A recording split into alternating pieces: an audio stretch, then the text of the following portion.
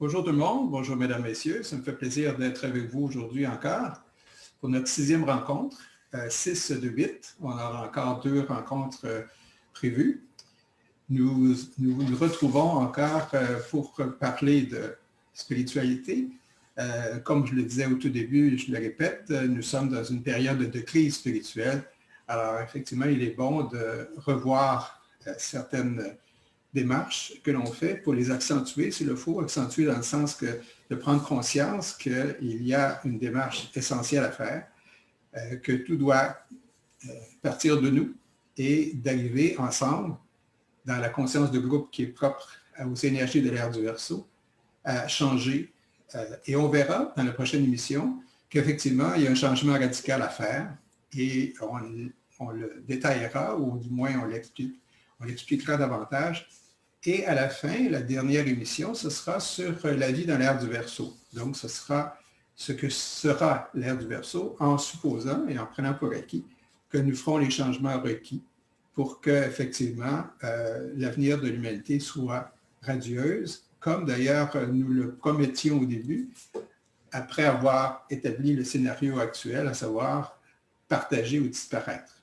Alors, allons-nous partager? Allons-nous disparaître? Il est certain que ce qu'on nous enseigne, ce que les maîtres dont on a parlé nous disent, c'est qu'effectivement, nous serons d'accord pour partager. On peut penser effectivement qu'il est temps et que nous sommes un peu en retard. Je suis d'accord avec vous. Par contre, l'homme commence à se prendre en main. C'était la condition essentielle pour que les maîtres viennent, pour qu'effectivement, nous recevions cette information importante, soit le retour des maîtres, avec qui nous serons d'accord de travailler et avec qui nous créerons cette nouvelle civilisation qui sera basée effectivement sur le partage. Partage veut dire fraternité, justice et fondamentalement la paix. Alors aujourd'hui, notre thème, c'est une démarche incontournable, la méditation. Nous complétons ainsi notre dernière émission. Nous avons voulu traiter la méditation dans une rencontre particulière, essentiellement basée sur ça, parce qu'il y a beaucoup à dire sur la méditation et c'est très important. Alors, 3 démarches. La première, c'est la méditation personnelle. Ensuite, plus spécialement, l'antakarana. Et enfin, la méditation de transmission. Alors, les 3 thèmes seront abordés, mais essentiellement, ces 3 items-là, de 3 notions, regroupent la même de base, c'est-à-dire la méditation. Alors, dans ce jeu, je répète une dernière chose, à savoir que c'est une émission interactive. Vous pourrez poser des questions ou vos commentaires, et à la fin de l'émission, on prendra quelques minutes pour y répondre. Et en plus, évidemment, je souhaite toujours que cette émission-là soit regardée par le plus grand nombre de gens. Alors, c'est à vous de communiquer cette information-là. Et aussi, effectivement, vous pouvez revoir cette émission-là. Vous allez sur notre site, il y aura plusieurs sites, donc vous donnera la référence à la fin. Notre site au Québec, le site principal sur lequel vous retrouvez toutes les autres émissions qui ont déjà eu lieu, c'est-à-dire les 5 à date. Notre site, c'est partageinternational, en un mot.ca. Et de là, évidemment, vous pourrez faire un chemin vers Facebook, s'il y a lieu, ou autre site où on retrouvera cette émission-là. Alors, l'introduction étant faite, allons vite au sujet, puisqu'on a beaucoup à dire, et aussi, on aura des surprises. Alors, restez avec nous. Et je vois que vous êtes fidèles, alors ça me fait plaisir. Alors, nous parlons de la méditation, d'abord de la méditation personnelle. Alors, qu'est-ce que c'est que la méditation personnelle? C'est la première question à se poser. Je suppose que si vous êtes avec nous aujourd'hui, c'est que vous pratiquez cette méditation-là, à tout le moins de façon relativement régulière, et que aussi vous pratiquez probablement la méditation de transmission dont on parlera. Mais c'est important de le redire parce qu'on a peut-être oublié certaines choses, mais aussi parce que cette rencontre a pour but de rejoindre le plus de gens possible qui peut-être ne sont pas au fait de ça, alors à qui vous pourriez donner cette référence, comme je le disais, afin que cette information-là circule en étant la plus complète possible. Aujourd'hui, nous allons aborder des thèmes qui sont relativement très bien développés, spécialement dans les livres d'Alice Bailey. Je fais allusion à 2 livres en particulier, qui est le traité sur les rayons et initiation, dans Traité sur les rayons, qui recoupe 5 volumes. Le dernier, c'est effectivement celui qui nous concerne. Il y a aussi L'état du disciple d'un nouvel âge, le volume 1, qui est traité. Puis aussi, nous aurons des citations, ou du moins des références, à traiter sur la magie blanche, qui est également de Alice Bailey. Nous allons nous baser également sur une conférence donnée par Benjamin Creme, comme il le faisait chaque année, en allant revoir les groupes actifs aux États-Unis. Et la conférence date déjà de 1993, qui avait pour titre, effectivement, l'Antacarana. Alors, on aura des citations à ce sujet. J'ai fait une pointe en allant chercher d'autres références, comme celle de Annie Besant, on y reviendra, et également de Krishnamurti. Tous ces livres-là, encore une fois, on aura les références, vous pouvez les télécharger, ils sont gratuits. Je parle des livres d'Alice Bailey, certains livres de Benjamin Creme sur notre site, etc. Alors, libre à vous de continuer la démarche après qu'on vous aura à tout le moins montré les grandes lignes des sujets que nous traitons aujourd'hui. Alors, revenons encore une fois à la méditation personnelle. Alors, je lis ce que c'est que la méditation personnelle. C'est le processus par lequel la personne fusionne progressivement avec son âme. L'âme s'empare donc de son véhicule et se reflète à travers lui. Alors, ça semble simple à écrire, à mentionner, mais difficile à réaliser. Pourquoi? Parce que c'est une démarche qui vient après un long processus d'ouverture. Peu de gens, si on regarde sur la Terre actuelle, se prêtent à cette pratique que la méditation. Pourquoi? Parce qu'il faut être polarisé mentalement, à tout le moins tendre vers cette polarisation-là. Alors, je fais un petit rappel de ce qu'on a déjà dit dans le passé, à savoir que nous évoluons évidemment de vie en vie parce qu'une des vérités fondamentales, c'est bien la réincarnation, le karma. Donc, nous avons atteint le stade déjà de raffiner et de compléter notre corps physique. Ensuite, on a développé notre corps émotif, qu'on appelle le corps astral. Et ensuite viendra, et c'est là où nous sommes sur le chemin, à savoir de développer notre corps mental, puisque l'homme est réuni 5 corps. Alors, le corps physique, on le connaît bien. Le corps astral, qui est composé effectivement de matières bien distinctes relativement aux émotions. Quand on parle d'astral, ce sont les émotions. Ensuite, le corps mental, qui est un corps effectivement très développé, qui comporte plusieurs niveaux ou plusieurs appellations, puisque le corps mental comprend un ensemble, dont, entre autres, l'âme sur laquelle elle se situe. Alors, donc, le tout, les 3 corps dont je parlais, physique, émotif et mental, forment la personnalité. Et enfin, l'âme. Alors, donc, comme je viens de le décrire, l'âme s'empare de son véhicule, qui est la personnalité, à travers elle se reflète. Alors, elle se reflète, et cette démarche-là d'arriver à cette définition, c'est, entre autres, et particulièrement par la méditation. Donc, une démarche personnelle qui est faite par chacun de nous. Alors, c'est évidemment le fruit de la rencontre entre ce qu'on appelle l'esprit et la matière. C'est-à-dire, nous sommes bien dans un corps matériel, mais par contre, l'âme nous apporte ce qu'on appelle l'esprit. Alors, la rencontre des deux, quand on met à contribution de façon consciente la partie âme, la partie esprit, là naît la conscience. Et c'est dans cette conscience-là que l'on développe, on arrive à comprendre que nous voulons aller au-delà de ce qu'on voit en nos yeux physiques et d'atteindre à une plus grande aspiration et tendre finalement par la méditation à aller plus loin dans nos valeurs et dans notre aspiration. C'est pour ça que quand on parle de démarche, de méditation, on fait appel à d'autres notions plus grandes que nous. Et pour ce faire, j'ai un texte que je vous montre tout de suite, qui s'appelle « La nature de l'âme et pensée dans le cœur ». Alors, ce texte-là, on va le lire ensemble, nous donne déjà une bonne balise et résume beaucoup d'autres définitions qu'on pourrait aussi vous présenter, mais faute de temps, on va se limiter à ce qu'on a devant nous. Alors, l'âme est le cœur du système de l'homme spirituel. C'est le siège de la vie et de la conscience qui anime la personnalité dont on vient de parler, et c'est la puissance motivante de chaque incarnation. À mesure que l'intellect se développe et que grandit la faculté de se focaliser sur le plan mental, le fait de l'existence de l'âme devient connu et le but de l'attention change.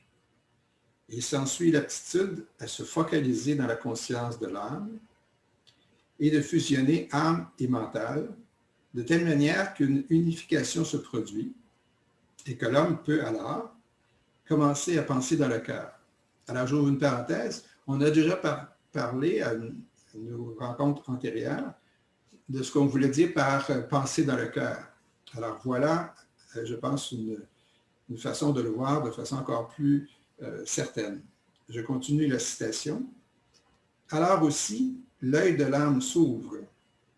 La personnalité dans les trois mondes commence à s'exprimer en tant qu'âme, sur le plan physique. La volonté, le dessein et l'amour commencent à dominer. Alors, c'est un extrait de la conférence dont je parlais de Benjamin Crème en 1993. Ce texte qu'on a devant nous peut être relié à une autre interprétation qui a été, ou d'autres définitions, qui a été donnée par Alice Bailey, puisque, évidemment, dans de nombreux de ces livres dont j'ai parlé, entre autres, on parle évidemment de la méditation personnelle. Alors, je vous laisse le texte devant les yeux pour que vous puissiez peut-être le relire, pendant que moi, je vais vous citer un autre passage, puisque je vous disais, pour arriver à cette démarche ou à cet état où on considère que la méditation serait un atout et même essentiel, comme je l'ai indiqué, il y a un long processus de nombreuses vies et évidemment, on espère que bientôt, cette façon de vivre ou cette façon de s'inspirer ou d'entrer en contact avec notre âme sera effectivement connue et pratiquée. Alors, Alice Bailey nous disait la chose suivante, c'est que les conditions pour arriver à ça, c'était d'utiliser le pouvoir et le détachement, entre autres, et en particulier par l'aspiration dont je viens de vous parler. Alors, elle dit les choses de la façon suivante. J'ouvre la citation. « Il est donc clair qu'il soit demandé à l'unité manifestée, l'homme, d'user de toute sa vitalité dans sa recherche et de cultiver l'aspiration. Quand l'aspiration est assez forte, il lui est conseillé d'acquérir la capacité de maintenir son mental ferme dans la lumière. » Alors, on reviendra sur cette notion et je passe rapidement à l'autre condition qu'elle suggère, qui est le détachement. Alors, elle l'explique comme suit, c'est-à-dire cultiver l'attitude du spectateur, de l'observateur silencieux. Alors, c'est bien par la méditation qu'on peut arriver à cultiver cette attitude du spectateur, c'est-à-dire d'être à la recherche de qui nous sommes aussi. Voilà. Alors, on va revenir à une autre citation un peu plus tard pour développer ce que l'on vient de commencer à vous dire. Mais les conditions, ou du moins rapidement, l'état dans lequel on vous suggère d'être dans la démarche de la méditation, évidemment, ça suppose une relaxation, ça suppose d'être calme, ça va de soi. Mais l'esprit devrait être dans un état d'aspiration pour effectivement, ce que Alice Bailey a dit, avoir une pureté d'intention. C'est-à-dire l'intention, l'aspiration, c'est la même chose, donc avoir cette pureté-là, d'avoir un dessein unique. C'est un terme qu'elle utilise aussi, c'est donc c'est d'avoir une volonté d'arriver, comme on l'a vu tout à l'heure, à créer ce lien avec l'âme dont on a parlé tout à l'heure. Alors, donc, le processus dont on parle s'appelle aussi, vous le retrouverez dans les livres dont je vous parle maintenant, le processus d'animisation. Animisation, ça veut dire c'est l'âme qui pénètre petit à petit la personnalité. Donc, l'âme devient partie, du moins plus consciente du développement. Alors, l'âme qui commence, dans le fond, à agir puisque la personnalité répond. Alors, l'âme veut toujours, par définition, nous envoyer des messages, c'est ce qu'elle fait régulièrement, jusqu'au moment où la personnalité répond à ces incitations, à son reflet, si vous voulez, dans les trois quarts dont on a parlé. Et à partir du moment où la personnalité répond, par une démarche que la personnalité fait en vertu de l'âme. Autrement dit, l'âme va vers la personnalité et la personnalité, par la suite, en répondant, va vers l'âme. Alors là s'établit un contact qui, évidemment, au départ est très étroit ou très mince, plutôt, vers une démarche de plus en plus fréquente et plus vive ou plus intense, si on veut. Alors, pour ce faire, une autre qualité qui est suggérée, c'est d'utiliser la visualisation. Ce faisant, on peut, par une imagination créatrice, créer, ou du moins d'être visualisé, ce contact, ce lien, évidemment invisible, qui nous relierait, et qui nous relie effectivement, d'ailleurs, comme on va le voir plus en détail tout à l'heure, l'âme et la personnalité. Alors, quand on établit ce contact-là, on appelle ça d'être aligné, d'être dans une démarche d'alignement. L'alignement, ça veut dire qu'effectivement, le contact se fait de façon, pas permanente, mais de façon de plus en plus régulière et de plus en plus forte. Et l'alignement peut se faire à volonté, d'une certaine façon. C'est-à-dire que quand on le désire, petit à petit, l'alignement prend un sens, d'une part, et ensuite prend une valeur, et vraiment, un contact se fait de plus en plus rapidement. Évidemment, on utilise l'intuition pour montrer pour constater effectivement qu'on reçoit bien un message qui vient de l'âme, puisque l'âme nous parle par intuition. Et quand on reçoit une intuition de l'âme, on sait que c'est exact parce que l'âme est révélatrice. L'intuition est révélatrice. Donc, on constate vraiment que la réponse qu'on a, elle est d'abord impersonnelle, mais elle est tout à fait acceptée dans le cœur. C'est là qu'on a la réponse. Et c'est là qu'on sait, parce qu'on sait, il n'y a pas de doute. Alors, évidemment, plus nous sommes intuitifs, plus nous avons développé ce contact avec l'âme. D'une façon générale, Krishnamurti nous fait une suggestion, et je fais une référence à un de ses livres qui s'appelle « Briller dans la lumière ». C'est une édition de 2013, où pour Krishnamurti, on le sait, il nous parle de beaucoup de sujets. Un de ses chapitres dans ce livre-là parle de la méditation. Et ce qu'il nous dit pour se préparer à la méditation, c'est d'être dans un état de se connaître. Dans le fond, on va le voir aussi, la méditation a pour but d'être ce que l'on est. Alors, donc, se connaître pour être ce que l'on est. On a vu dans d'autres émissions les rayons, les types d'énergie. C'est une autre façon de se voir. Effectivement, suivant la qualité de l'énergie sur laquelle nous sommes, il y a des démarches différentes de pratique de la méditation, et spécialement dans Takarana qu'on va voir tout à l'heure.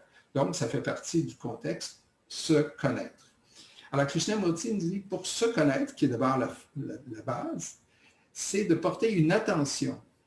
On ne dit pas de se concentrer sur un sujet ou sur le sujet voulant être en contact avec l'âme, mais de porter attention à ce qui se passe à nous, à l'être que nous sommes. Et pour ça, il faut être dans un mental tranquille, c'est-à-dire tout simplement silencieux, et dans un esprit d'apprendre ce que l'on est. Non pas d'accumuler les connaissances, ce qu'on appelle le savoir, mais d'être dans un contexte d'apprentissage. Un apprentissage qui évolue de jour en jour, mais d'être dans une période d'attention. C'est pour ça d'ailleurs que Benjamin Clem, on y reviendra. Quand on pratique la méditation de transmission, ce sera le troisième sujet d'aujourd'hui, il nous dit toujours « porter attention ». Alors effectivement, on est bien d'accord, comme le dit Krishnamurti, c'est une attention particulière qui doit être portée. Alors, ce que lui appelle Krishnamurti, d'avoir un cerveau silencieux, tranquille. Alors, notre aspiration nous porte à développer une volonté, ce qu'on appelle une volonté ou un but spirituel. Alors, quand je faisais référence à Alice Bailey tout à l'heure, c'était dans un contexte d'établir un but spirituel par une volonté spirituelle. Voilà la base, si vous voulez, de votre méditation personnelle. Ceci étant dit, on peut dire, maintenant qu'on est dans ce contexte-là, on a cette aspiration-là, on pratique déjà la méditation personnelle, que se passe-t-il? Et c'est là donc qu'on entre dans l'autre volet qui est plus particulier, qui est plus détaillé. On établit l'antakarana.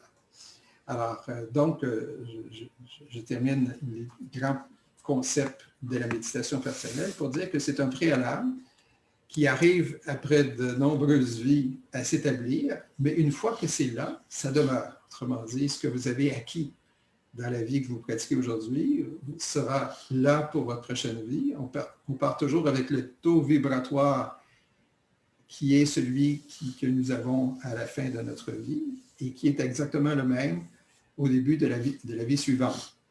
Alors, donc, si on arrive à pratiquer la méditation régulièrement personnelle aujourd'hui, c'est probablement parce qu'on l'a pratiqué dans d'autres vies. Ça n'est pas arrivé nécessairement tout ça en une seule vie. C'est une démarche qui est longue, mais à tout le moins qui a abouti, dans le sens que on réalise l'importance d'être en contact avec son âme parce qu'on réalise que nous sommes une âme, dis-je, en incarnation.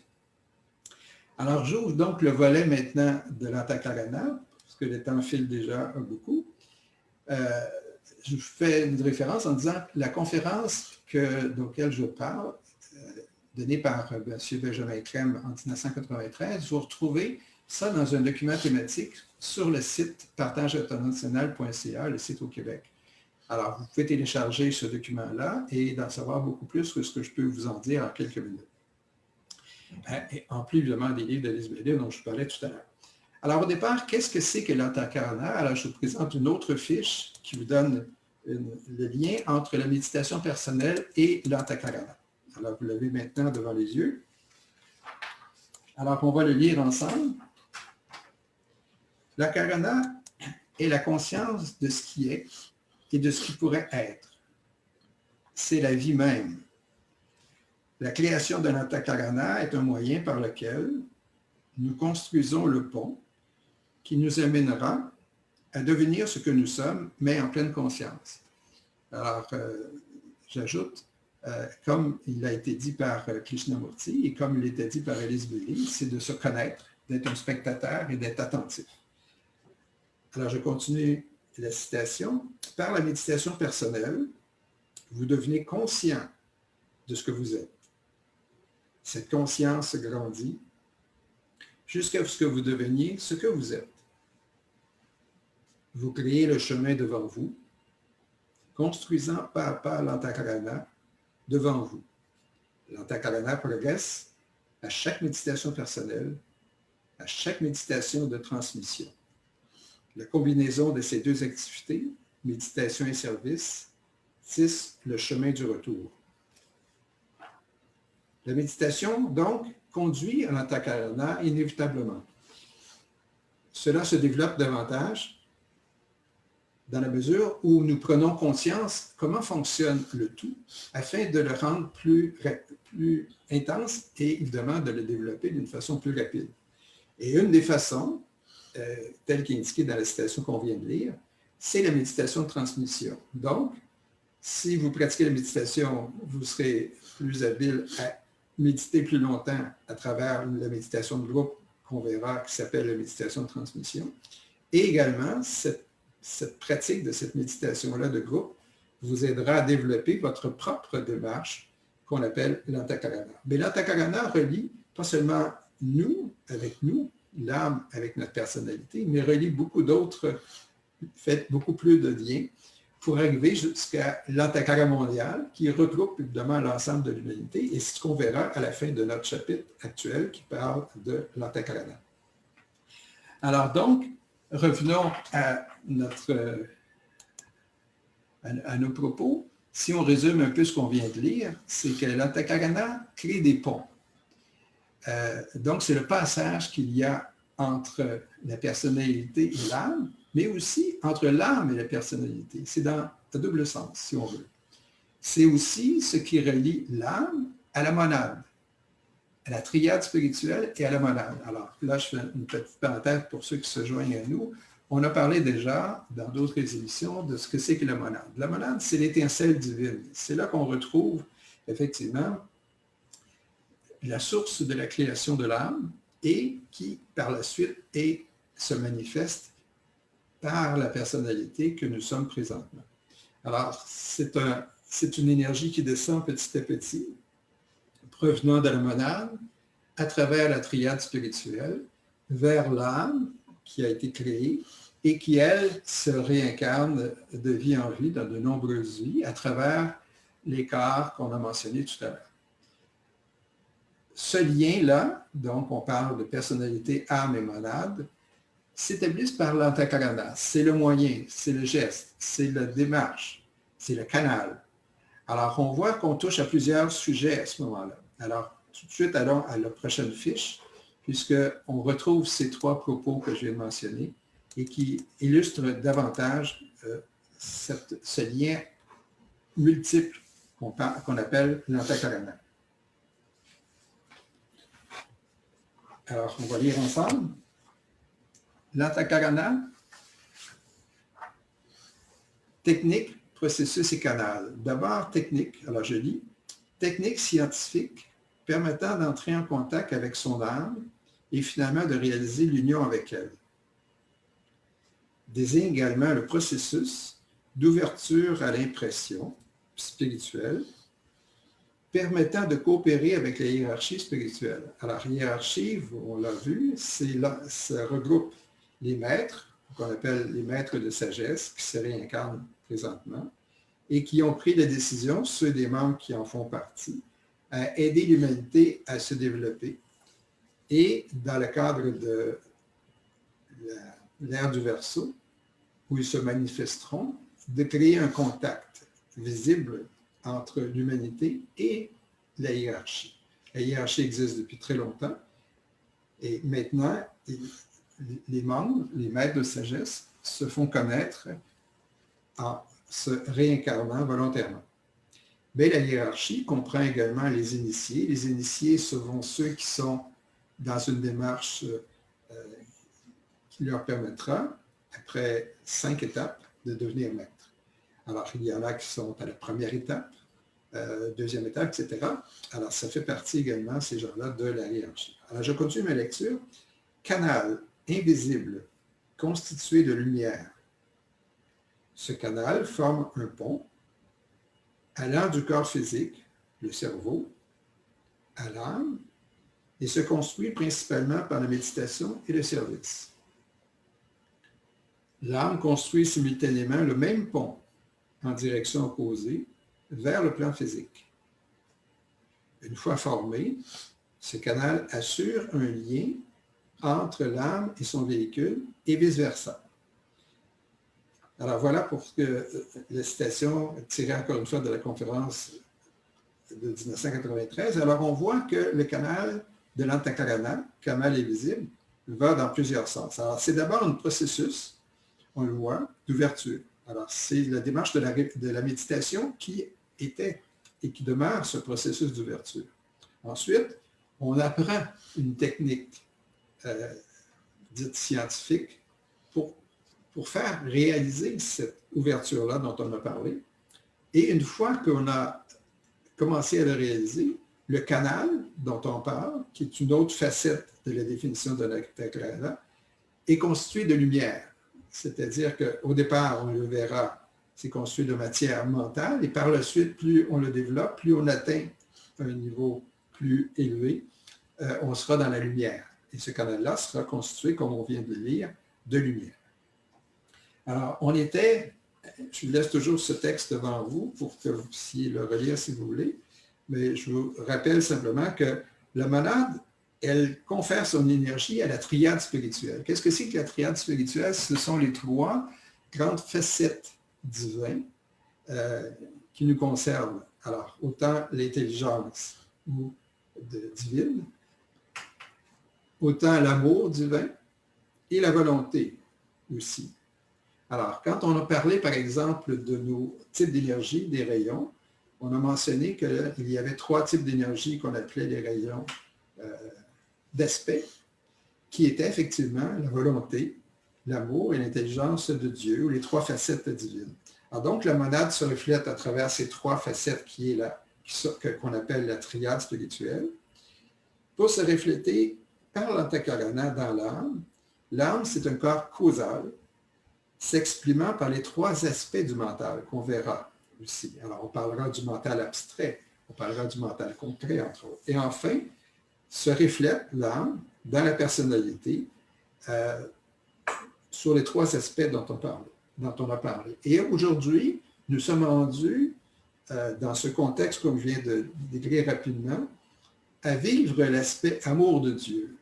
On a développé l'aspect intelligence et on est rendu maintenant dans le contexte d'amour de Dieu et c'est ce que les maîtres de sagesse nous transmettent particulièrement par l'énergie qui est envoyée, entre autres, par la méditation de transmission dont on parlera.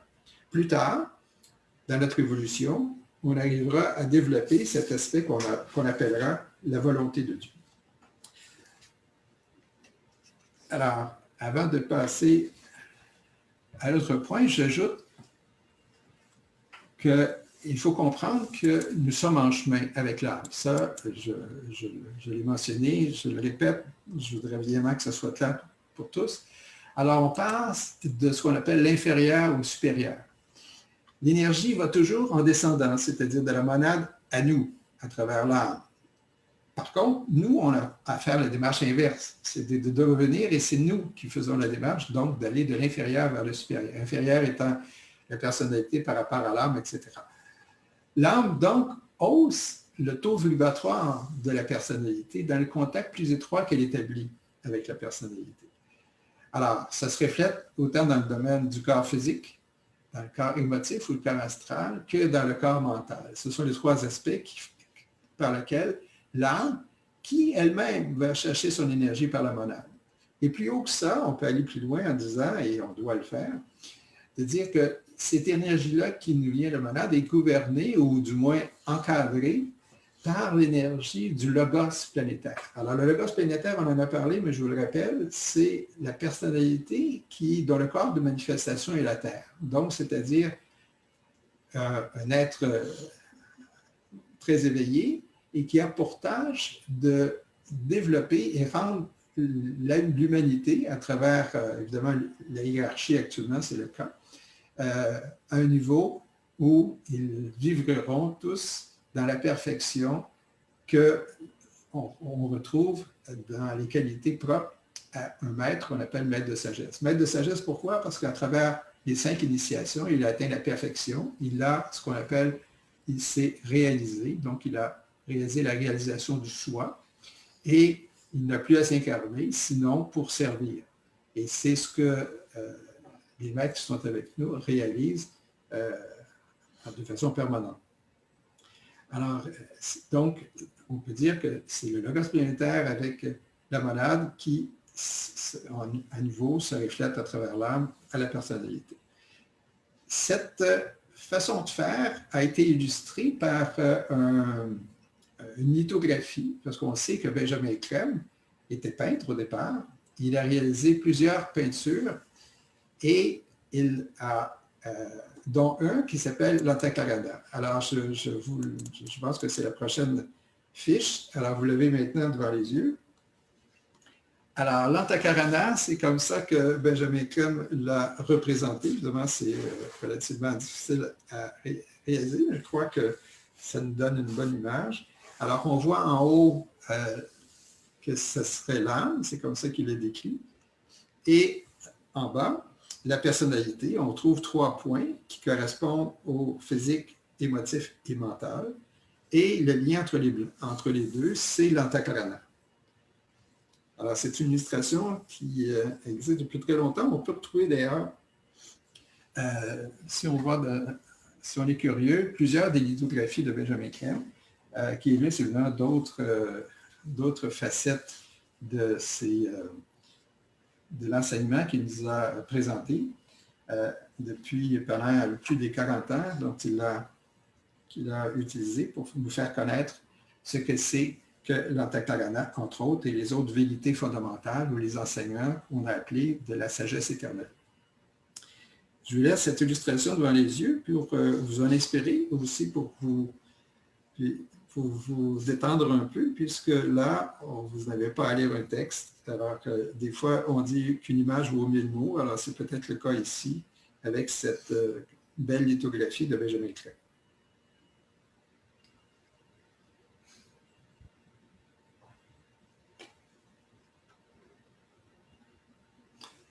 Alors voilà, je vous les illustre maintenant davantage ce que c'est que l'antakarana. Alors, l'antakarana, comme je le disais, elle n'est pas seulement au niveau personnalité âme monade, mais elle relie aussi des groupes, elle relie les planètes entre eux, elle relie les groupes, les époques, ça n'arrête pas. Et on aura une définition après pour vous l'illustrer.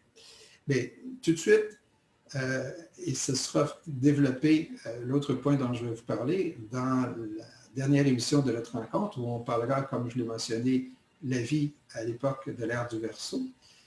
On connaîtra notre niveau d'évolution, où nous en sommes dans ce chemin-là, et aussi nos types d'énergie sur lesquels on a décidé de vivre l'incarnation dans laquelle nous sommes, entre autres, évidemment, et qui sont différentes d'une vie à l'autre, sauf pour l'énergie qui constitue notre âme.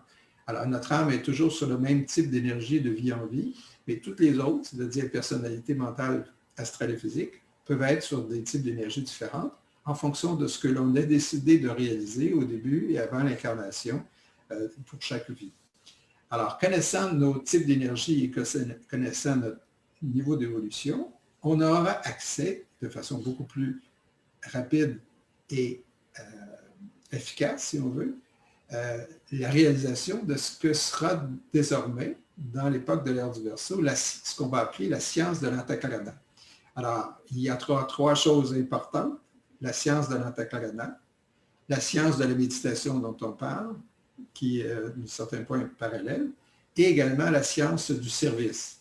Puisque, comme on vient de le lire dans deux définitions qu'on vous a présentées, la méditation et le service, ce sont des portes pour avoir accès à l'antakarana. Alors, donc, on crée des ponts entre, revenons à la première étape, c'est-à-dire entre la personnalité et l'âme, on crée un pont.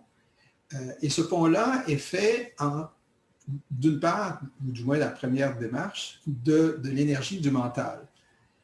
Comme je le mentionnais tout à l'heure, il est essentiel à tout le moins de débuter la polarisation sur notre corps mental.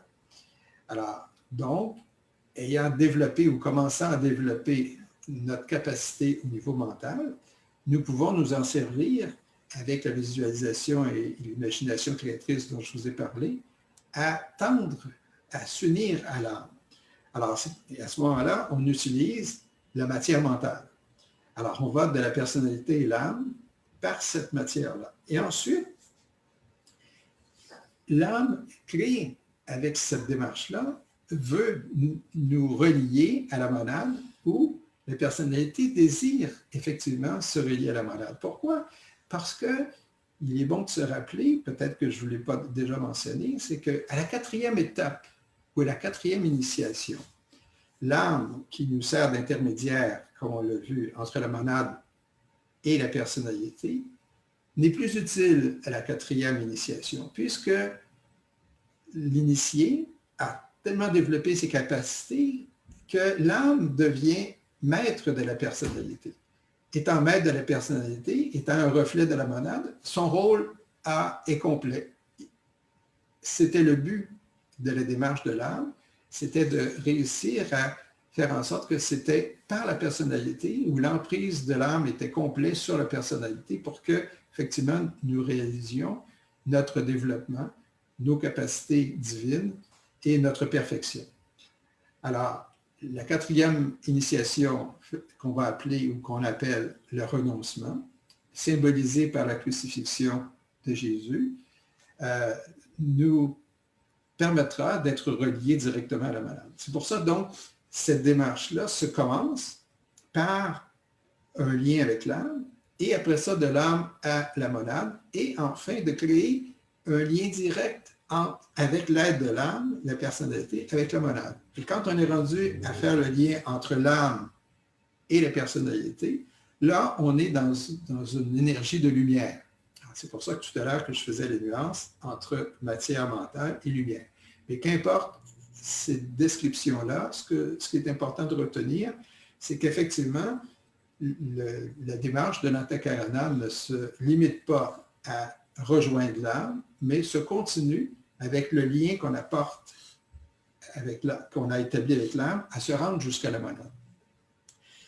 Alors, c'est une construction d'un chemin, si vous voulez, d'un pont, comme je l'indique. Puis, pour être bien plus clair encore, il y a dans les livres d'Alice Bailey, en particulier les deux que je vous ai mentionnés, le traité sur les rayons, puis aussi l'état du disciple de notre nouvel âge, on donne une démarche très spécifique pour créer ces liens-là dont je viens de vous parler. Il serait trop long de les énumérer. On passerait un long moment uniquement sur des techniques particulières, que j'appelle technique, mais qui est une démarche de visualisation. Tout ce que je veux vous dire, c'est que ça existe, que vous avez donc les références. C'est à vous d'aller et de vous informer davantage pour utiliser cette façon de faire qui est que Joel Cole, par l'intermédiaire de ses livres et l'inspiration qu'il a donnée à Alice Bailey, cette information-là, qui est maintenant accessible à tous et qui devrait être, à mon avis, connue et utilisée par ceux qui veulent aller plus loin, si on veut, pour établir cette démarche-là. Alors, j'ai le texte devant les yeux et je peux vous dire que Alice Bailey les a illustrés comme suit, c'est-à-dire qu'elle a transcrit ce que son maître Joel Cole disait en disant il y a 6 stades, méthodes pour la construction de l'antakarana. Alors, mais je lis le résumé de ce qu'elle en dit concernant ces stades-là, c'est que, j'ouvre la parenthèse, c'est un travail scientifique sur les plans subjectifs dans le domaine de la conscience. On est toujours dans ce domaine-là, puisque l'âme est conscience.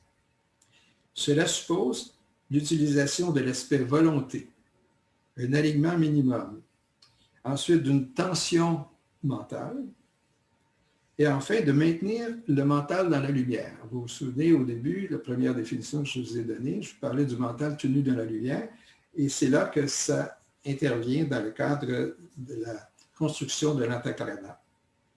Donc, il faudrait se situer sur le point, ce qu'on appelle le point de tension le plus élevé dans cette intention spirituelle qui doit être nôtre lorsque on utilise cette technique-là.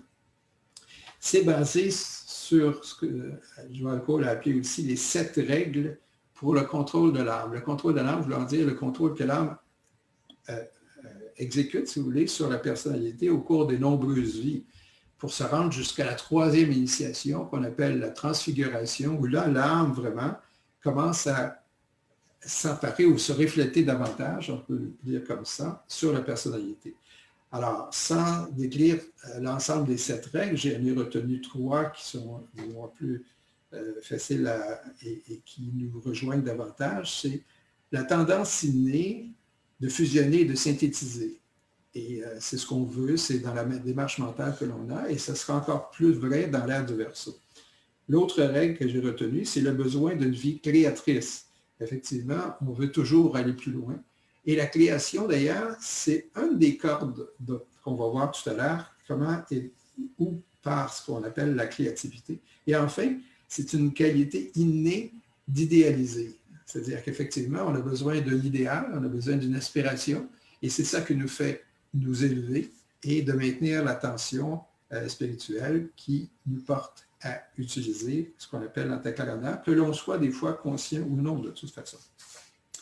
Alors voilà les quelques points que je voulais vous mentionner pour vous dire que c'est connu maintenant et en parcourant ces livres-là, petit à petit, en les appliquant, on se rend compte évidemment qu'on peut faire un progrès, du moins c'est ce que Joel Cole souhaitait, un progrès pour que l'humanité évolue de plus en plus en se connaissant soi-même, en étant en contact avec son âme, en réalisant, dans le fond, sa propre divinité, se réaliser, et à travers, évidemment, la méditation et à travers le service. Il n'y a pas seulement la méditation, c'est le service. Le service, c'est d'être ouvert aux autres et de manifester, évidemment, les qualités que l'on a et de, évidemment, permettre que les nouvelles valeurs qu'on veut créer, et celles qui s'illustrent maintenant dans les valeurs créatives de l'ère du Verseau dont on a parlé,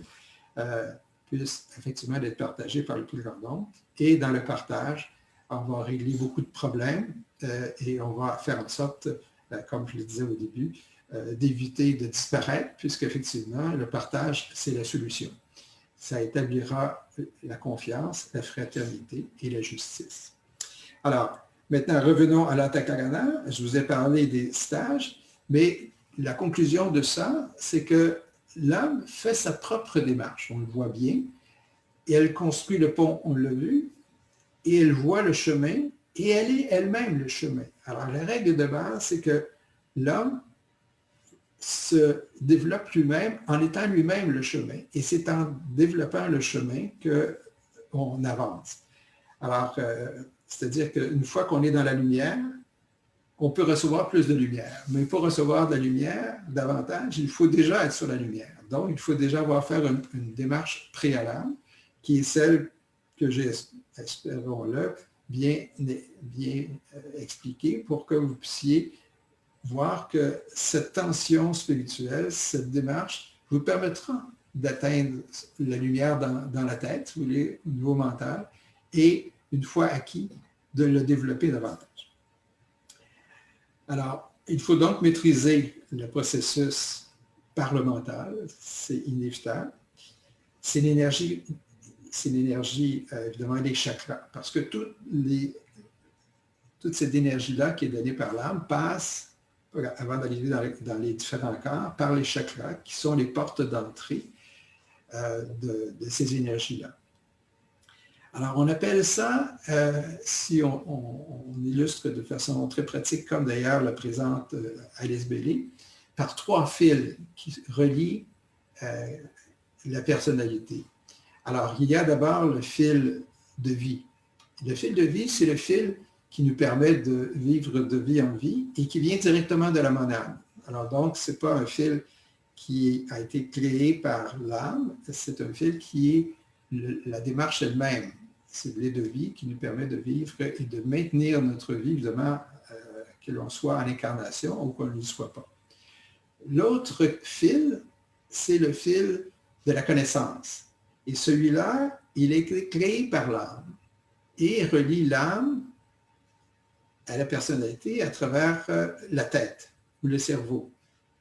Alors, c'est un fil de connaissance et c'est là qu'on retrouve effectivement tout ce que l'on peut acquérir de l'âme.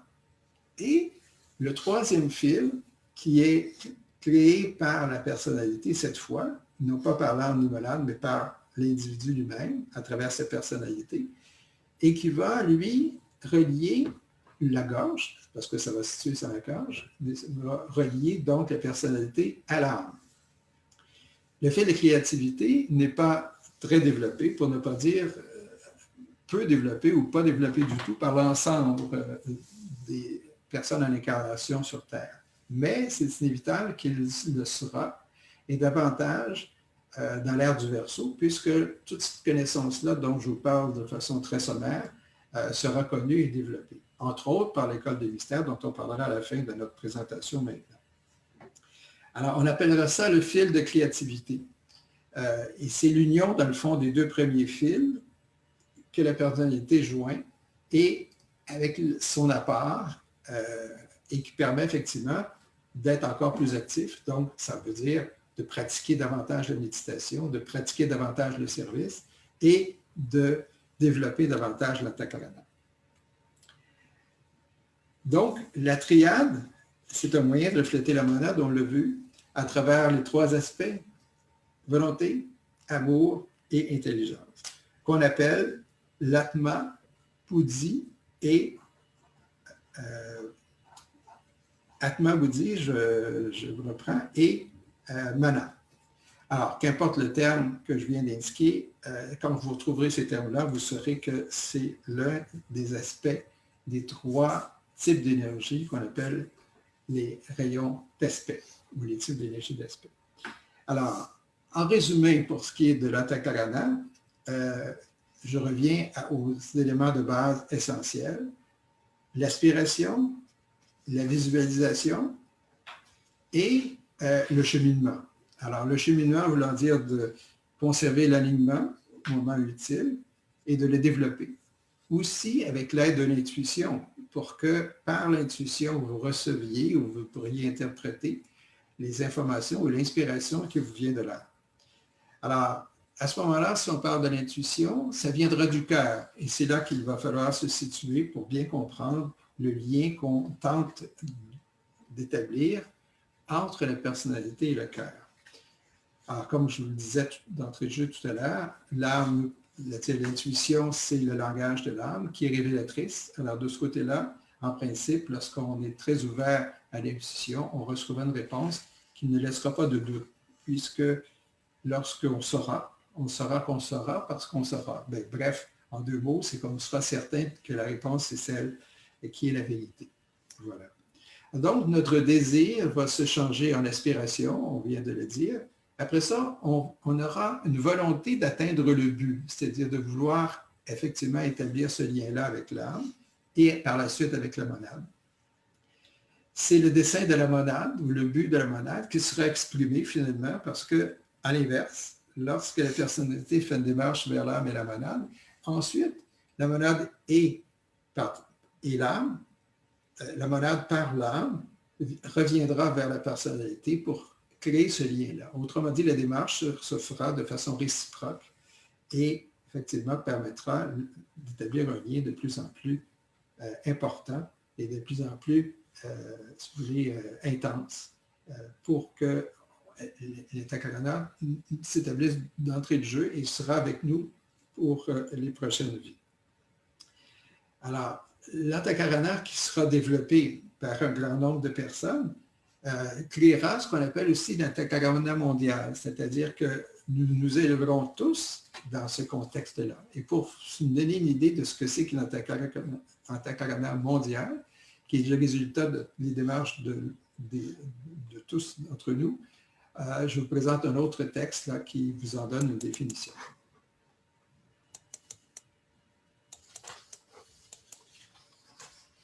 Alors, vous avez maintenant le texte sous les yeux.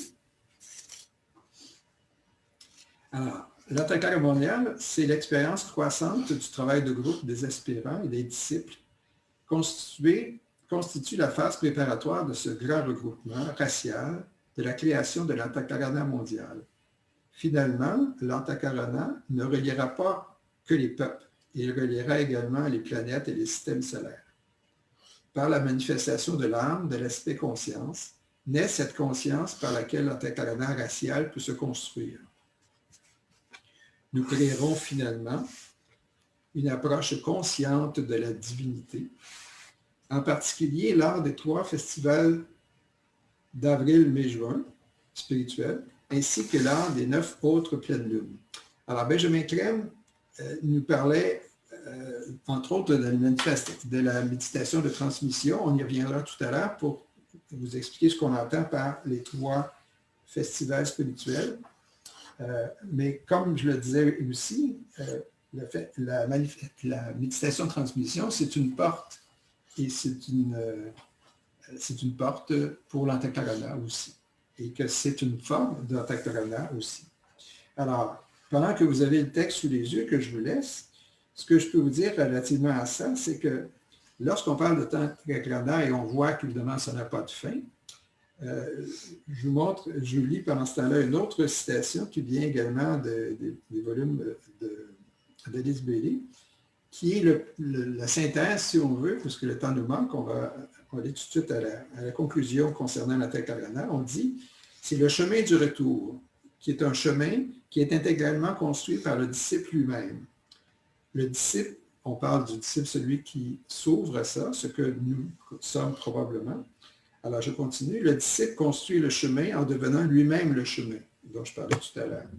Donc, le chemin qui n'est pas encore tracé, c'est le chemin d'une conscience croissante de ce qu'est pour l'aspirant le disciple ou l'initié, c'est-à-dire sa relation avec le tout. C'est alors que débute le processus créateur qui stimule le mental et l'imagination créatrice, marquant ainsi le commencement d'une vie de créativité et de service. Alors, je pense que c'est là où nous nous situons présentement, là où il serait important que le plus grand nombre de nous se situe, et on parle de l'humanité d'une façon générale, afin qu'on arrive à développer l'Antakarana et de pouvoir effectivement évoluer pour se réaliser. Alors, voilà ce que je voulais vous mentionner. Évidemment, l'antacarana, alors, l'antacarana, les effets, évidemment, ça crée des fils. Les fils, ça crée de l'énergie. Je parlais des 3 fils, mais ces fils-là qu'on a développés, à un moment donné, ils nous dépassent. Ils vont aussi vers l'extérieur. Ils ne vont pas seulement vers l'âme, parce que l'âme va avec nous, mais nous, dans le service, nous rayonnons de cette énergie-là. Donc, les fils, finalement, les 3 fils dont on parlait, de vie, de conscience, de connaissance et de créativité, puisqu'on sera rendu à créer ce 3e fil de créativité, pourront rayonner par nous et partout, dans tout ce que nous faisons. Et à ce moment-là, ce que John Cole le dit, ces fils-là auront un impact sur la société autour de nous et auront une maîtrise sur l'environnement autour de nous. C'est-à-dire que ça sera propagé et on donnera par cet rayonnement-là, évidemment, une élévation et il permettra aux autres, effectivement, de cheminer aussi ensemble, en groupe, et particulièrement dans l'ère du Verseau, pour le développement du plus grand nombre, puisque la conscience de groupe s'établira de plus en plus. Alors, on arrive au dernier point de notre rencontre, c'est-à-dire la méditation de transmission. Alors, la méditation de transmission fait suite à ce que, au départ, on a compris comme étant une nouvelle facette d'aider, de rendre service. Alors, c'est une méditation de groupe puisqu'elle doit se pratiquer qu'en groupe et une méditation de service. Donc, on n'est pas dans un but de faire une démarche personnelle, comme on l'a vu dans la méditation personnelle, entre autres par l'antakarana. On a vu que l'antakarana ne concerne pas seulement une méditation personnelle, mais aussi un accent sur le groupe. Et une des facettes de l'antakarana est la méditation de groupe, qui, cette fois, par l'intermédiaire de ce type de méditation-là, s'appelle la méditation de transmission. Elle a été connue en 1974 par Benjamin Crème, qui nous l'a présentée en nous disant que c'est une méditation qui a pour but d'aider l'humanité, puisque nous recevons de l'énergie, comme on le verra, à répondre et à aider l'humanité à son développement, mais aussi, c'est une méditation qui sera pratiquée pendant tout l'ère du Verseau, donc pendant plus de 2000 ans. Donc, il y aura de plus en plus de groupes. Il y en a déjà beaucoup, des centaines à travers le monde. Alors, au Québec, il y en a plusieurs. Je sais qu'il y en a un peu partout maintenant. On dit que ça se pratique dans plus de 80 pays. Alors, c'est une méditation qui est de plus en plus connue. Alors, c'est la fusion, la méditation, du Laya Yoga et du Karma Yoga. Alors, le yoga du karma, on comprend ce que c'est, et le yoga du service. Alors, les deux sont combinés et illustrent que ces 2 types d'énergie-là qui sont employés pour la méditation de transmission. On vous a réservé une surprise, à savoir qu'on a été capable d'aller chercher une vidéo, une entrevue de M. Benjamin Crème qui a été réalisée il y a très longtemps. Alors, la qualité de cette vidéo-là est un peu douteuse, mais suffisamment pour qu'on puisse quand même vous donner une idée et puis vous permettre de voir Benjamin Crème aussi. Alors, on passera que 5 minutes de cette entrevue-là. Elle est évidemment pratiquée en anglais puisque Benjamin Crème, c'était sa langue, évidemment. Par contre, il y a un sous-titre.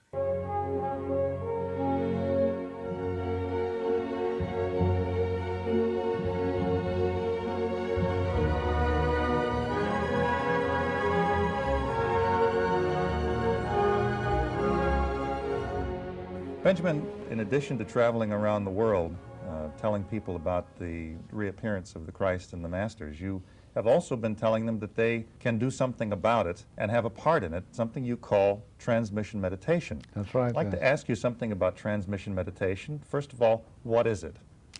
It's a form of meditation which is at the same time a field of service. Millions of people around the world today are coming into a closer alignment with their own souls. And this immediately makes them want to serve. And people may not know how to serve. They may not have a field, you know. They're looking simply, kind of finding some kind of way which they could be more useful to the world.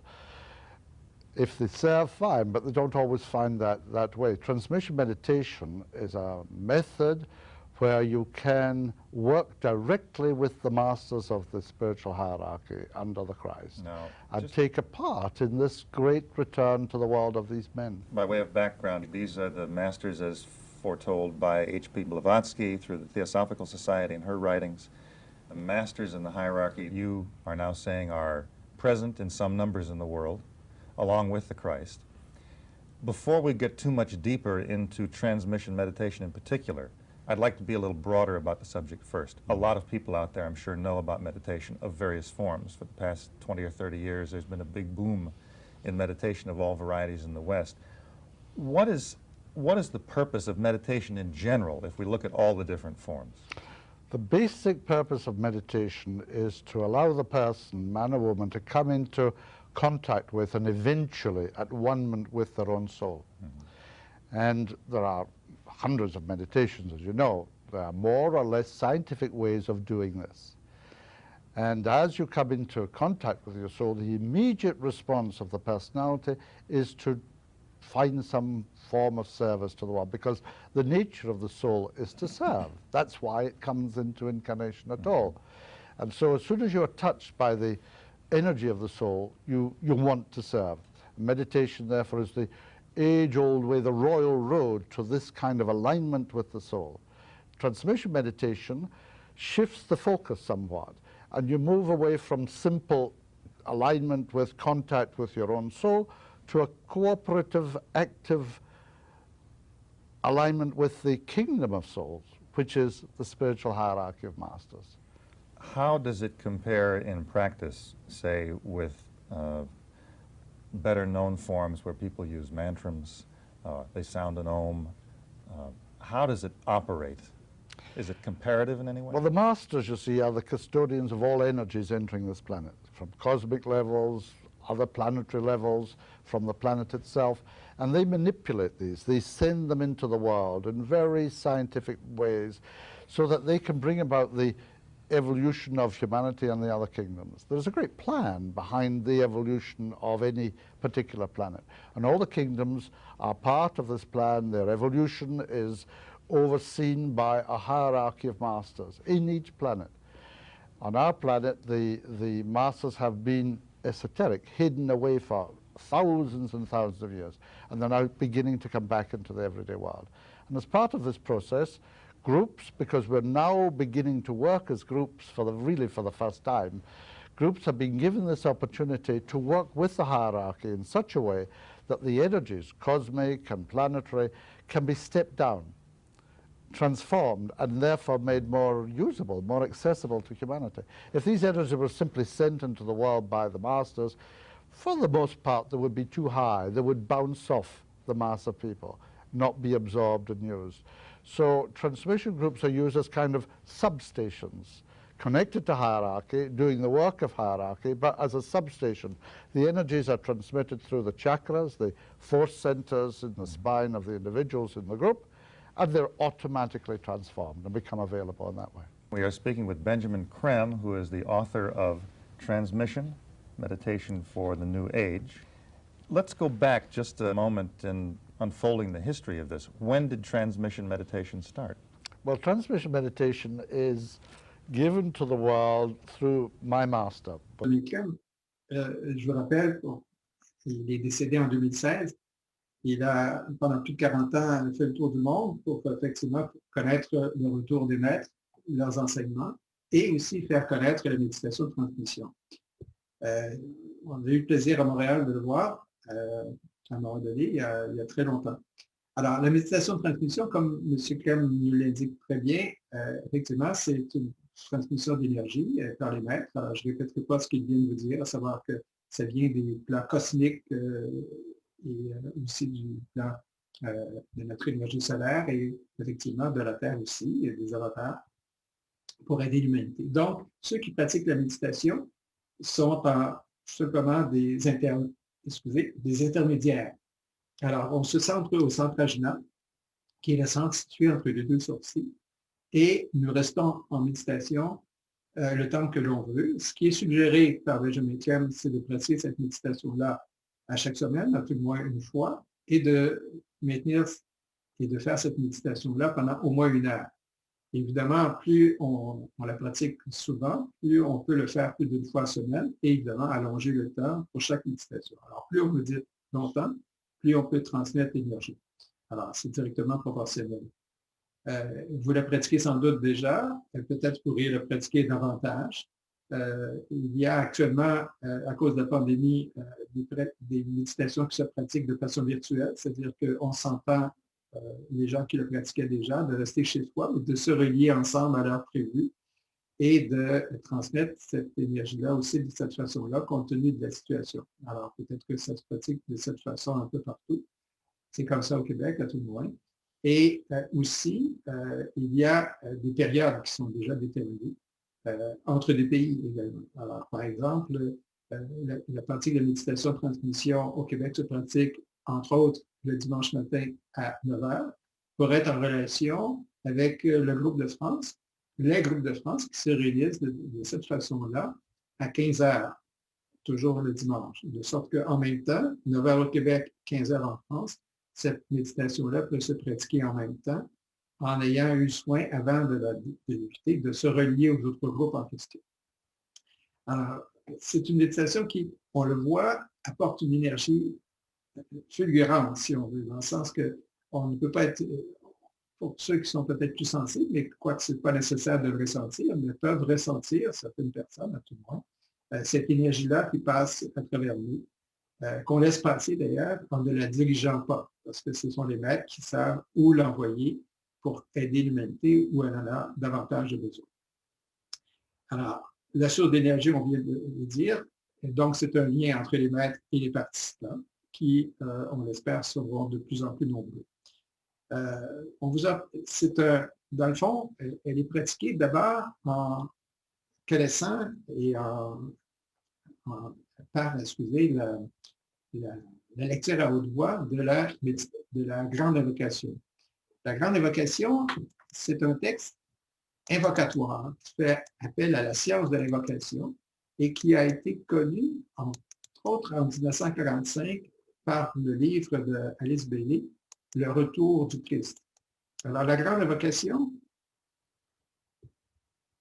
vous avez le texte devant vous maintenant.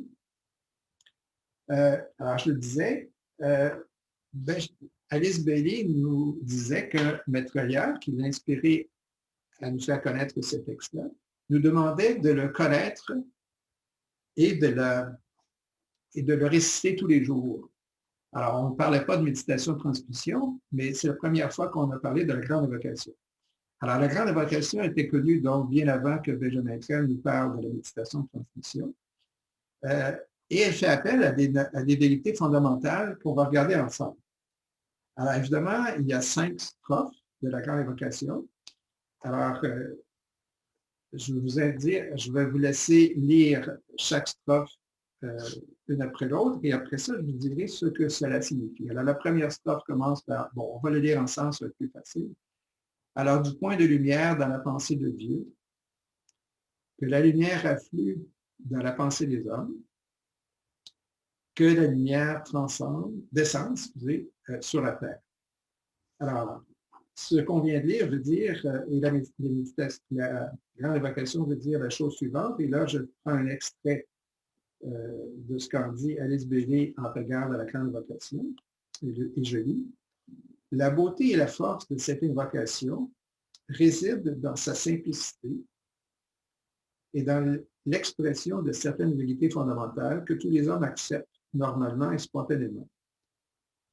Alors, en premier, et là c'est relié au texte qu'on vient de lire, je continue, la vérité de l'existence d'une intelligence supérieure à laquelle nous donnons vaguement le nom de Dieu. Alors voilà ce que illustre cette première partie. Et lorsqu'on récite la grande invocation, on le fait lentement afin de pratiquer aussi, pour ceux qui le désirent, une visualisation tout en lisant ce texte-là. Alors, en regard toujours du même texte qu'on a sous les yeux, ce qui est suggéré, c'est de visualiser le Bouddha qui se tient et qui est l'émissaire de lumière venant de Shambhala, et Shambhala, on l'a mentionné aussi, C'est là que se retrouve ce qu'on appelle le grand seigneur du monde, le Sanat Kumara. Alors, le Bouddha est devant nous, dans cette visualisation-là, se tenant debout, la main levée, avec une énergie qui vient de son centre cardiaque et de son centre ajna, une lumière dorée, et qui est répandue pour le bienfait de l'humanité. Alors, c'est la lumière de Shambhala, et Bouddha est l'émissaire de cette lumière-là. Alors, c'est donc la visualisation pour la première partie. Je continue la lecture de la deuxième strophe. Du point d'amour dans le cœur de Dieu, que l'amour afflue dans le cœur des hommes, puisse le Christ revenir sur terre. Alors, la signification de ce passage, c'est la vérité que derrière toutes les apparences extérieures, la puissance motrice de l'univers est l'amour. La vérité qu'une grande individualité, appelée par les chrétiens le Christ, est apparue sur terre pour incarner cet amour sous une forme intelligible. Effectivement, quand on parle du Christ, on parle de celui qui a la fonction christique de répandre l'énergie christique ou le principe christique, celui qui est à la tête du groupe de maîtres qu'on appelle la hiérarchie. Et celui qui occupe cette fonction est Maitreya. Alors, lorsque l'on parle du Christ, on parle nécessairement aujourd'hui de Maitreya. Et donc, la visualisation qui nous est suggérée au moment où on est rendu à lire la deuxième strophe, c'est de visualiser le Christ, donc Maitreya. On peut le visualiser les mains levées dans un geste de bénédiction à l'extrémité d'une table en forme de Y inversée. Et on le voit émettre de son centre cardiaque une brillante lumière rose. Alors, c'est une lumière pénétrant le cœur des hommes partout dans le monde. Alors, Maitreya, effectivement, apportera l'amour. Et c'est de toute façon le rayon qui lui permet d'être un Christ, d'occuper cette fonction, puisque son style d'énergie de l'âme, c'est le rayon 2, qu'on a déjà vu, qui est l'amour-sagesse. Rapidement, on passe à la troisième strophe. Du centre où la volonté de Dieu est connue, que le dessein guide le faible vouloir des hommes, le dessein que les maîtres conduisent et servent. Alors, la signification, selon Alice Bailey, c'est la vérité que l'amour et l'intelligence émanent de ce qu'on appelle la volonté de Dieu. Effectivement, c'est là le troisième aspect, puisque Shambhala représente la volonté du Logos planétaire dont on a parlé, faire en sorte que son plan, quand on parle du plan, c'est le plan du Logos, puisse effectivement se réaliser. Alors, pour cette strophe-là, on vous suggère également une visualisation, c'est de penser effectivement que cette lumière vient de Shambhala, qui est le centre spirituel le plus élevé du monde, sur Terre. Alors, on visualise Shambhala sous la forme d'une grande sphère de lumière blanche. Et dans cette sphère se trouve évidemment, comme on l'a vu déjà, le Seigneur du monde, le Bouddha dont on vient de parler, et d'autres grands êtres. Alors, de cette sphère-là, on peut visualiser que provient de brillants rayons de lumière blanche et qui rayonnent et qui apportent cette énergie à travers le monde. Alors, c'est la visualisation suggérée. On continue la lecture de la grande évocation. Du centre que nous appelons la race des hommes, que le plan d'amour et de lumière s'épanouisse, et puisse-t-il sceller la porte de la demeure du mal.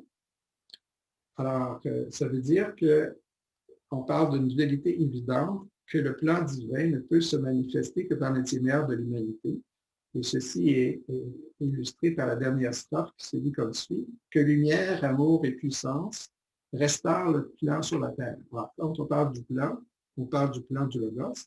Et quand on a parlé, pour finir, la dernière ligne de la strophe précédente, sceller la porte de la demeure du mal, ça veut dire de sceller la porte de l'énergie de matérialité duquel nous devons nous séparer afin qu'effectivement, on puisse enfin s'éveiller à toutes les énergies spirituelles et divines qui nous caractérisent.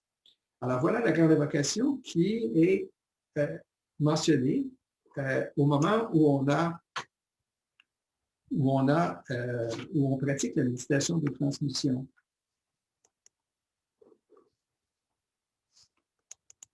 Alors, on revient pour vous montrer une définition de ce que c'est que la méditation de transmission. Alors, vous l'aurez devant les yeux bientôt. Voilà. Alors, le but de la méditation de transmission, évidemment, Benjamin Clem nous en a parlé un peu, mais j'aimerais quand même qu'on prenne un petit moment pour la relire. Ce sera rapide. Alors, une méditation de groupe, on l'a vu, dont le but est de transformer les énergies émanant de la hiérarchie spirituelle des maîtres en les réduisant. On l'a vu, je continue un peu plus loin. C'est une forme de service très simple et en même temps un puissant outil de développement personnel. Il existe des centaines de groupes de méditation de transmission, comme on l'a vu, dans de nombreux pays, évidemment, dont au Québec. Ce qui est intéressant de savoir, c'est que la méditation de transmission, c'est une méditation qui a des effets bénéfiques et pour l'humanité et pour ceux qui le pratiquent. C'est important de réaliser puisque ça pourra nous donner avantage de motivation pour la pratiquer davantage, peut-être plus qu'une fois semaine, et pour une période plus longue. Alors, au niveau de l'humanité, l'avantage, évidemment, c'est que c'est un moyen puissant, comme la définition qu'on vient de lire vous l'indique. Ce que j'ajoute aussi, c'est que ça nous permet d'avoir une conscience du travail de groupe, qui est le propre de l'énergie de l'ère du Verseau, comme on l'a vu. Ça nous portera aussi à ce qu'on appellera, puis je vais terminer notre rencontre d'aujourd'hui en vous parlant de l'initiation de groupe. C'est-à-dire qu'un petit groupe qui forme la méditation se joint à d'autres groupes et nous sommes tous dans la même démarche. Et cette démarche-là fait en sorte que nous progressons également. Et ces initiations-là dont on parlait, qui sont individuelles, dont on a parlé, mais aussi pourront se faire en groupe et se font déjà ou se feront davantage en réunissant tous les groupes qui travaillent au changement, entre autres par la pratique de la méditation de transmission. Ça crée donc un lien de plus en plus important entre la hiérarchie et l'humanité par l'intermédiaire des groupes de méditation.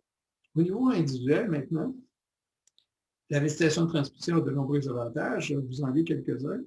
Évidemment, on est de plus en plus sous l'impulsion de l'âme, parce que lorsqu'on pratique cette méditation-là, ça se fait au niveau de l'âme, d'une part. Ça nous permet de développer nos chakras, c'est-à-dire de se polariser vers les chakras supérieurs, on appelle ceux de la gorge, de la tête, coronale, et ça permet également d'accélérer la démarche spirituelle des individus qui la pratiquent. On obtient donc de plus en plus cette nouvelle énergie de l'ère du Verseau qui est donnée à ceux qui travaillent en groupe, dans un esprit de groupe, et entre autres, évidemment, et ça illustre bien, à travers la méditation de transmission. Et c'est une façon de maintenir ce qu'on a appelé au début la tension spirituelle. Alors, il faut être dans un contexte de tension spirituelle pour pratiquer cette méditation-là, comme pour pratiquer la méditation personnelle à travers la démarche de l'Antakarana, dont on a parlé aussi. Ce que Benjamin Clem nous disait, c'était qu'un an de pratique de la méditation de transmission correspondait à 10 ans de pratique de méditation personnelle. Donc, c'est un levier puissant de développement personnel. Évidemment, on l'a fait d'abord dans une vie de service, mais nous sommes, c'est une façon de voir, récompensés par tout l'afflux d'énergie pour notre propre démarche personnelle. Alors, évidemment, on suggère que la pratique se fasse en tout le moins une fois semaine, comme je l'ai dit, au moins une fois, etc., de plus en plus nombreux. Alors voilà, en bref, puisque le temps file, ce que je voulais vous dire concernant la méditation de transmission. Il y a le livre de Benjamin Clem qui est intitulé « La transmission, une méditation pour le nouvel âge ». Vous pouvez le télécharger à partir de notre site. Et également, vous avez un document thématique qu'on trouve également sur le même site partageinternational.ca qui concerne la méditation de transmission. Nous terminerons notre exposé aujourd'hui en vous parlant de l'initiation de groupe. Je vous avais mentionné qu'on y reviendrait, alors je vais vous parler quelques instants. Ceux qui forment cette méditation-là et ceux qui pratiquent déjà ou qui sont en lien, dis-je, avec les maîtres, forment un groupe que Alice Bailey a appelé le nouveau groupe des serviteurs du monde, c'est-à-dire le groupe de gens conscients du changement, conscients d'une démarche spirituelle qui correspond à ceux qui sont dans la voie du changement et à la voie du lien qu'il y a de plus en plus aussi avec les maîtres. Déjà, on vous l'a mentionné, 15 maîtres sont présents, se sont réincarnés. Maitreya fait partie de ce groupe-là et travaille déjà avec de nombreuses personnes à préparer les bases d'une nouvelle civilisation et qui sera davantage connue après que les maîtres se seront présentés à l'humanité, nous l'espérons bientôt, et en premier, lorsque Maitreya se présentera à l'humanité, ce que nous appellerons à ce moment-là le jour de déclaration. Et c'est le moment où Maitreya se fera connaître en même temps à tous les hommes, à toute l'humanité. Et ce sera le début de nouvelle ère. On pourra dire que ce sera le départ officiel de l'ère du Verseau. Alors, ce groupe-là de gens qui pratiquent et tout ça forme un groupe. Et ce groupe-là progresse ensemble, évidemment, en gardant le niveau d'évolution propre à chacun, mais chacun tient avantage, c'est le terme que j'utilise, pour permettre une évolution qui se fait en groupe. Et ce sera une expérience que la hiérarchie opérera avec l'humanité pour créer et stimuler ce groupe-là qui est déjà en action d'une certaine façon, puisque la méditation de transmission, entre autres, se pratique maintenant un peu partout dans le monde, et qui a le pouvoir d'irradier, puisque l'énergie qui est envoyée par les groupes va à l'humanité, donc c'est un acte de service, comme on l'a dit, et aide l'humanité à évoluer. Donc, cette initiation-là, elle est propre à les groupes, elle fera partie de la démarche. Et c'est ce que Joel Cole, à travers plusieurs livres d'Alice Bailey, espérait que le tout se réalise, et particulièrement maintenant, au moment où les maîtres de sagesse se réincarnent, ils se font connaître.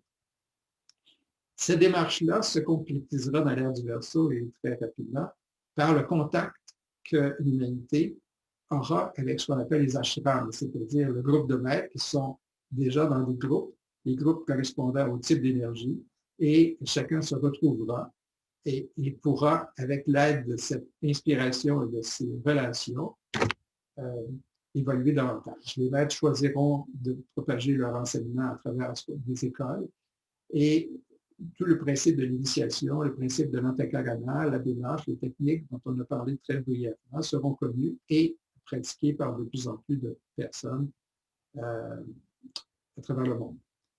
Alors, c'est un avenir radieux, encore là, qui se réalisera si nous sommes d'accord à ce que cela se produise, puisque notre libre arbitre est toujours là, ça nous permet d'évoluer, mais nous devons l'utiliser pour dire que nous sommes d'accord avec cette démarche, avec qui nous, et de travailler évidemment avec cette évolution qui nous sera présentée par ceux avec qui déjà les maîtres travaillent et qui sera davantage connue avec le jour de déclaration et par la suite.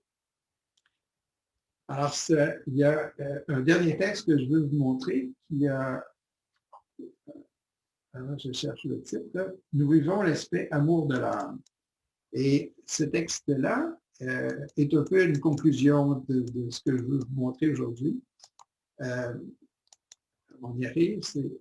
Alors, c'est un texte tiré d'un livre d'Annie Besant. Alors, Annie Besant est une personne qui a vécu au 19e siècle, qui est décédée en 1933. Et elle a été, entre autres, inspirée par des maîtres. Elle a écrit de nombreux livres. Elle a été à la tête du groupe des théosophes à un moment donné. Et puisque je vous parlais que nous vivons maintenant de l'amour de Dieu, alors elle l'illustre de façon assez exemplaire et je voulais vous laisser sur une note très inspirante. Et on va le lire ensemble.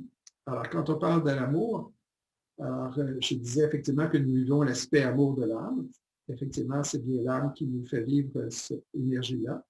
Alors, je lis aussi, l'amour sur le plan le plus élevé ne repose que sur les sommets paisibles de la joie, et rien ne saurait jeter une ombre sur cette cime neigeuse. Sachez maintenant et à jamais que dans le calme de l'âme se trouve la vraie connaissance, et que, De la divine tranquillité du cœur découle la puissance. L'expérience de la paix et de la joie céleste est donc la seule véritable vie spirituelle et croissance dans la paix est seul synonyme de croissance de l'âme. Alors, je relis la dernière phrase. L'expérience de la paix et de la joie céleste est donc la seule véritable vie spirituelle.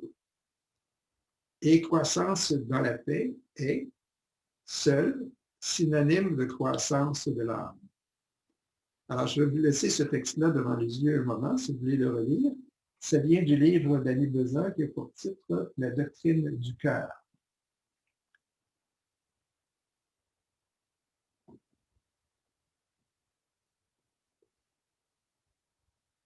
Nous allons donc procéder comme nous le faisons déjà, à savoir de répondre à vos questions. Alors, je vous laisse un certain temps et avec ce texte-là devant vous, pour que vous preniez un moment, si vous avez des questions à nous poser, vous l'avez peut-être déjà fait, par écrit, on lira ces questions-là et on y répondra. Mais avant de passer à cette étape-là, on veut vous laisser encore une fois avec la liste des ouvrages qui nous ont inspirés. Et là, on va aller à la liste des livres de Benjamin Crème. Alors, effectivement, nous avons parlé de méditation de transmission. Alors, il y a un livre qui a été écrit par Benjamin Crème qui s'appelle « La transmission et une méditation pour le nouvel âge ». Il y a les conférences dont on a parlé, entre autres celles de 1893, et enfin, certaines informations viennent des enseignements de la sagesse éternelle. Ces livres-là peuvent être téléchargés à nouveau sur notre site partageinternational.ca. Ensuite, les livres d'Alice Bailey, il y en a plusieurs qui nous ont servi aujourd'hui, entre autres, l'éducation dans le nouvel âge, le volume 1, les rayons et les initiations, le volume 5 du traité sur les rayons qui était en 5 volumes, donc c'est le 5e qui a été écrit. Nous passons rapidement maintenant à la revue Partage international. Alors, on vous en a parlé déjà plusieurs fois. Alors, c'est une revue mensuelle à laquelle vous pouvez vous abonner par l'intermédiaire, entre autres, des sites suivants, celui au Québec, partageinternational.ca, et celui en Europe, francophone, évidemment, partageinternational.org, c'est-à-dire .org. C'est une revue, évidemment, qui est porteur des enseignements, qui est porteur de bonnes nouvelles, et qui va nous aider, d'ailleurs, à illustrer notre prochaine rencontre et nos 2 prochaines rencontres, où on parlera des changements requis maintenant, et on parlera également de ce que sera la vie dans le nouvel âge. Vous pouvez vous abonner, comme je l'ai mentionné, et en même temps, vous avez des documents thématiques qui reprennent certains articles de cette revue-là, intitulés sous forme de compilation. Alors, il y a des sujets qui ont été choisis. On est allé chercher pour les fins de cet article-là, dans cette compilation-là, des extraits de livres de Benjamin Crème, d'Alice Bailey et d'autres, sur un même thème. Et on en a fait certains documents thématiques. On retrouve également sur le site partageinternational.ca. Et enfin, on arrive maintenant à la liste des références. Alors là, vous avez l'endroit où vous pouvez trouver nos rencontres d'aujourd'hui, entre autres, que vous allez retrouver celle d'aujourd'hui et les autres, les 5 premières qui sont déjà là, c'est-à-dire à nouveau partageinternational.ca et d'autres sites, comme sur YouTube également. Alors, si vous relisez nos rencontres, vous pourrez arrêter votre visionnement sur cette page afin de bien noter là, les références qui sont devant vous.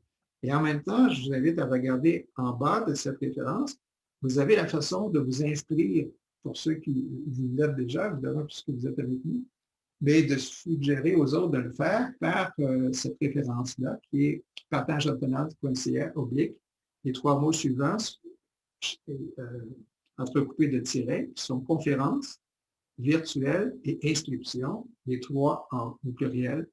Et en allant sur ce site-là ou sur notre site, vous pourrez vous inscrire et de recevoir un appel pour être présent avec nous chaque dimanche, encore 2 autres fois à partir de maintenant.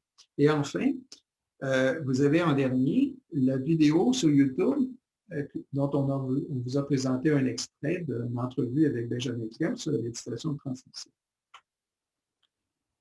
Alors, on vous laisse encore ce texte-là. Alors, je vous rappelle qu'on va passer maintenant à la période des questions, mais pour ceux qui nous laisseraient maintenant, c'est un rendez-vous qu'on vous donne dimanche prochain, le 18 octobre. On parlera du changement radical nécessaire pour arriver à l'objectif fondamental de partager pour éviter à l'humanité de disparaître, évidemment de permettre aussi par un avenir radieux de créer avec une nouvelle valeur de l'ère du Verseau, une nouvelle civilisation basée sur le partage, la fraternité, la justice et la paix. Alors, on va vous laisser sur la prochaine fiche qui est le titre de la prochaine rencontre. Et pendant ce temps-là, je vais prendre note de vos questions et vous revenir dans 1 minute ou 2 pour y répondre. Alors, à ceux qui nous quittent, je vous dis à la semaine prochaine et aux autres, à très bientôt.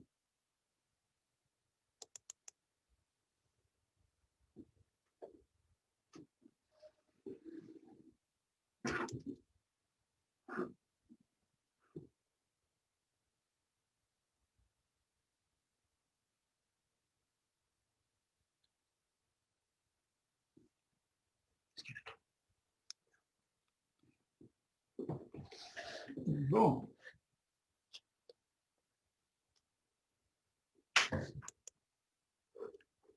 Alors, nous revoilà. Alors, c'était rapide puisque nous avons que 2 questions. Je vous remercie de nous poser. Alors, la première concerne comment expliquer de la façon dont a agi un personnage bien connu dans l'histoire, qui est Hitler, compte tenu que ce que nous savons également, c'est qu'il avait atteint la 2e initiation. Alors, pour rappeler là, les étapes, pour ceux qui ne s'en souviennent pas, on a 5 initiations pour devenir un maître. L'humanité n'est pas encore rendue à la première initiation. Il y en a évidemment environ 1 million qui ont passé à la première initiation et encore moins évidemment pour la 2e initiation. Donc, c'est déjà un nombre de personnes restreint par rapport à la population totale vivant actuellement sur Terre. Alors, on doit comprendre que Hitler, effectivement, en étant à la 2e initiation, n'est pas encore rendu à l'étape où l'âme, qui apporte évidemment des valeurs spirituelles de partage, dominait ou avait effectivement établi son emprise sur la personnalité.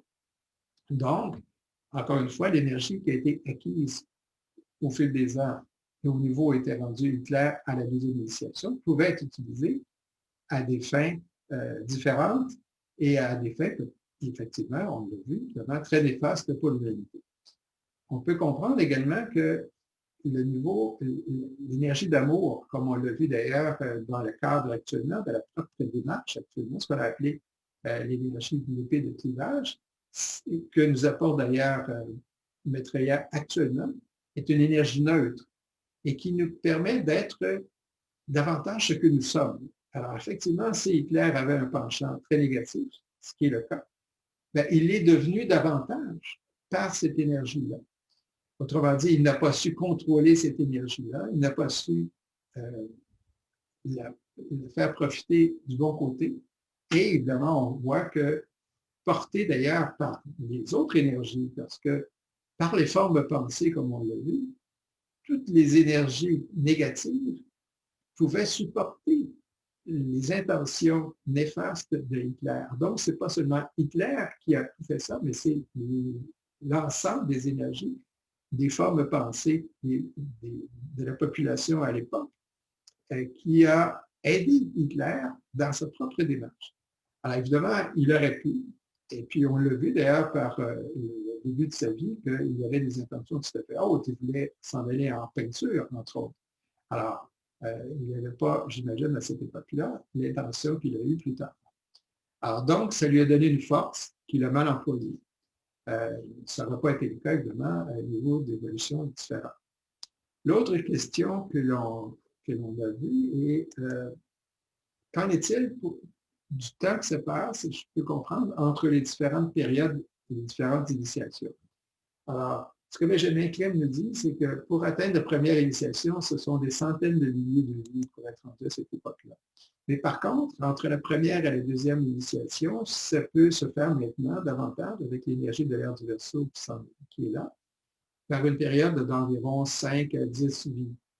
Et c'est encore plus court entre la troisième et la quatrième initiation, donc c'est quelques vies. Et entre la quatrième et la cinquième, ça peut faire l'objet d'une seule vie. Comme je l'illustrais déjà, je prends l'exemple de Jésus. Il a atteint en sa vie de Jésus la quatrième initiation. Il s'est réincarné qu'une seule fois pour devenir un maître, atteindre la perfection et devenir un maître, comme je l'ai indiqué. Son nom était Apollonius de Tyane. Il s'est incarné peu de temps après sa vie de Jésus. Et il est aujourd'hui un des maîtres qui sont réincarnés. On connaît évidemment Maitreya, mais les 13 autres, pour former le total de 15, ne sont pas connus. C'est-à-dire qu'on n'a pas reçu cette information-là de M. Benjamin Clem. Ils nous seront présentés lorsque Maitreya se présentera le jour de la déclaration. J'espère avoir bien compris vos questions.